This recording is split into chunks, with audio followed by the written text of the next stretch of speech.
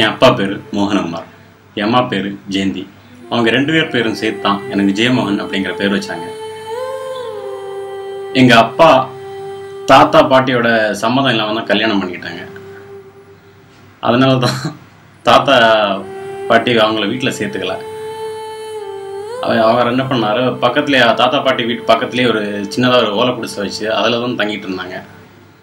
நான் பிறந்ததுக்கப்புறம் தான் தாத்தாவே சொன்னார், இனிமேல் நீ இந்த ஓலை குடிசையில் இருக்க வேணாம், எங்கள் வீட்டை ஒட்டி இன்னொரு சின்னதாக ஒரு வீடு வச்சுக்கலாம், அதே நீங்கள் தங்கிக்கோ அப்படின்னு. நான் அதுக்கப்புறம் தான் அங்கே தங்கிக்கிட்டு இருந்தோம். என் அப்பாவை பற்றி சொல்லணுன்னா, நாங்கள் ஒரு மிடில் கிளாஸ் ஃபேமிலி தான். ஆனால் எனக்கு தெரிஞ்சு இது வரைக்கும் நான் ஒரு மிடில் கிளாஸ் ஃபேமிலிங்கிற எண்ணமே எனக்கு வந்ததே இல்லை. ஏன்னா எங்கள் அப்பா ஒரு பணக்கார வீட்டு பையன் எப்படி வளருவானோ அதே மாதிரி தான் என்னை வளர்த்துக்கிட்டு வந்தார்.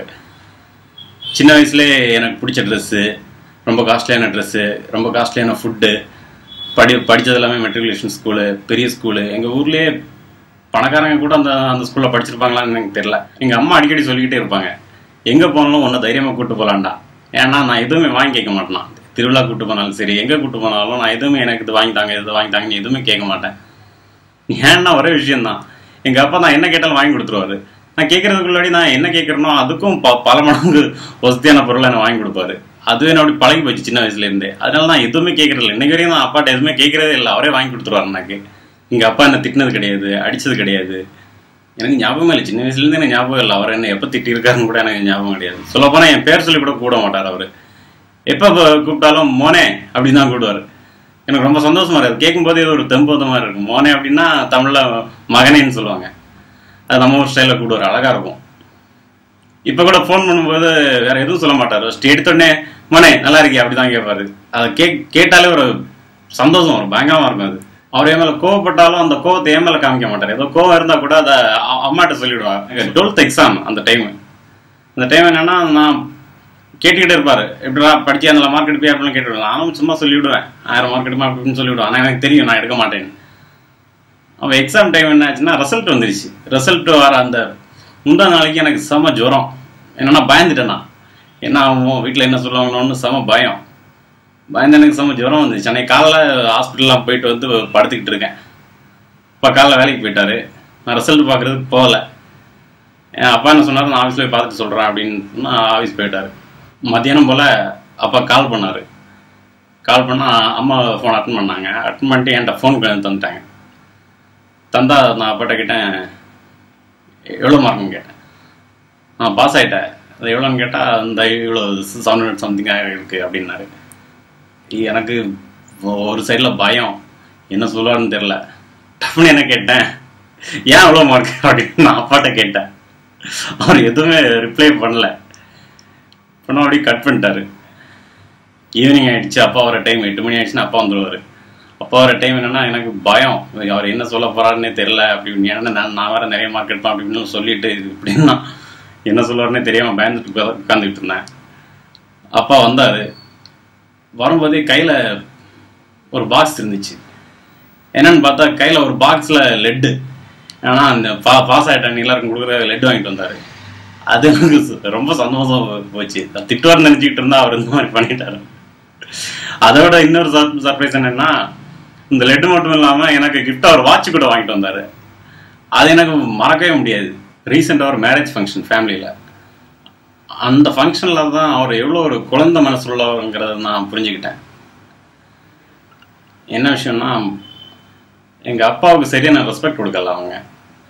அதனால் அந்த கல்யாணத்துக்கு நான் போக வேணாம், நீங்கள் போக வேணாம், நான் போயிடுறேன் அப்படின்னு சொன்னேன். அப்பாவும் சரி நீ போயிட்டு வா அப்படின்னாரு. நானும் அது மாதிரி கிளம்பி ரிசப்ஷனுக்கு கிளம்பி போயிட்டேன். போய் நாங்கள் உட்காந்துக்கிட்டு இருக்கேன். அந்த டைம் அப்பாவும் வந்துட்டார் மண்டபத்துக்கு. எனக்கு என்னென்னா சரியான டென்ஷன் ஆகிடுச்சு. நான் சொல்லியும் இந்த மாதிரி பண்ணிட்டாரே, நான் வரவேணான்னு சொன்னதுக்கப்புறம் வந்துட்டாரே அப்படின்னு எனக்கு டக்குன்னு கோவம் வந்துடுச்சு அவர் மேலே. நான் எதுவும் பேசலை. நேராக அவர் முன்னாடி போயிட்டு கிஃப்ட் பண்ணுறதுக்காக எனக்கு ஒரு இது கொடுத்தாப்புல. நான் அப்படி பாக்கெட்லேருந்து எடுத்து அவர் கையில் கொடுத்துக்கிட்டு ஒன்றுமே சொல்லலை, அப்படி கிளம்பி வந்துட்டேன். கிளம்பி வந்து நான் வீட்டுக்கு போகிறதுக்காக பஸ் ஸ்டாண்டு கிட்டத்தட்ட ஒரு கிலோமீட்டர் தள்ளி இருக்கும். நாங்கள் வந்துட்டேன், பஸ் ஸ்டாண்டில் வந்து நின்றுட்டேன். அப்படி இன்னொரு 10 நிமிஷம் இருக்கும். எங்கள் அப்பா வராரு. இதுக்குன்னு என்னை தேடி வராரு. தேடி நான் நடந்து வந்து ஒன்றுமே சொல்ல, வான்னு கூப்பிட்டாரு. நான் இல்லை வரல அப்படின்னேன். ஒன்றுமே சொல்ல, அப்படி தோளில் கை போட்டு வா போகலாம் அப்படின்னு சொல்லி தோளில் கை போட்டு அப்படி கூட்டே வந்துட்டார். கூப்பிட்டு வந்து 2 வீலரில் நான் பின்னாடி உட்காந்துட்டு அவர் தான் ஓட்டிக்கிட்டு போனார். கிட்டத்தட்ட ஒரு 1/2 hour ட்ராவலிங். அந்த 1/2 hour நான் அவரை திட்டிக்கிட்டே வந்தேன். அவர் ஒரு வார்த்தை கூட திரும்ப பேசலை, எதுவுமே சொல்லலை. நான் அந்த 1/2 hour அவரை திட்டிக்கிட்டே இருக்கேன். வீட்டுக்கு வரது வரைக்கும் அவரை திட்டிக்கிட்டே இருக்கேன். நான் அப்புறம் தான் திட்டிக்கிட்டே இருக்கேன். வீட்டில் வந்தோடனே எங்கள் மாமா சொல்கிறாரு, அவர் ரொம்ப ஃபீல் பண்ணுறாருப்பா, நீ எதுவும் சொல்லாத அப்படின்னாரு. அதுக்கப்புறம் நான் எதுவும் சொல்லலை, அப்படி வந்துட்டேன். எனக்கு ஒரு மாதிரி ஆயிடுச்சு. டக்குன்னு நான் அடுத்த 10வது நிமிஷம் அவர்கிட்ட பேசிட்டேன். அவரை இந்த மாதிரி ஒரு விஷயம் நடந்த மாதிரி என்கிட்ட காமிச்சிக்கல. அதுக்கப்புறம் டக்குன்னு சரமாக பேசிக்கிட்டார். அடுத்த 10 நிமிஷத்துல நாங்கள் 2 பேரும் சேர்ந்துட்டோம்.